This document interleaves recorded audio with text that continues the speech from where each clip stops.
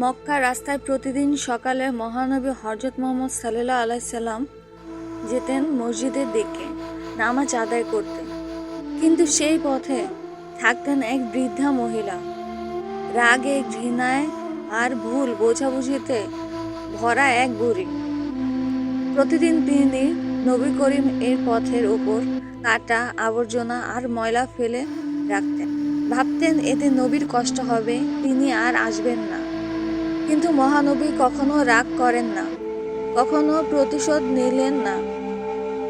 কিন্তু মহানবী কখনো রাগ করলেন না, কখনো প্রতিশোধ নিলেন না, বরং প্রতিদিন হাসি মুখে সেই পথ দিয়ে যেতেন। একদিন দেখলেন রাস্তায় আজ কোনো কাটা নেই, কোনো আবর্জনা নেই। তিনি অবাক হলেন, বুড়ি কোথায় গেল?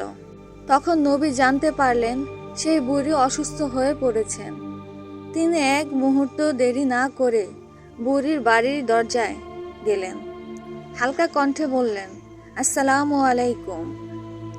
মা, শুনেছি আপনি অসুস্থ, আমি দেখতে এসেছি। বুড়ি তখন বলল,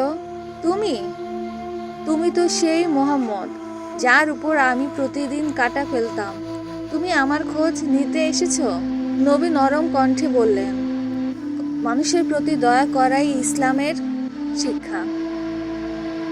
তুমি অসুস্থ, তাই আমি এসেছি তোমাকে সেবা করতে। বুড়ির হৃদয় কেঁদে উঠল। যে মানুষটিকে তিনি কষ্ট দিতেন, সেই মানুষ আজ তার পাশে ভালোবাসা নিয়ে দাঁড়িয়ে। সে কাঁদতে কাঁদতে বলল, তুমি সত্যি আল্লাহর প্রেরিত নবী। আজ থেকে আমি তোমার দিন ইসলাম গ্রহণ করব। এভাবেই ভালোবাসা, ধৈর্য আর ক্ষমার আলোয় অন্ধকার মনও আলোকিত হয়ে যায়।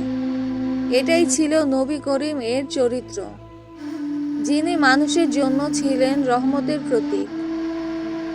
রাগ নয়, দয়া দিয়ে বদলে দাও দুনিয়া। রাসূল সাল্লাল্লাহু আলাইহি ওয়াসাল্লামের শিক্ষা।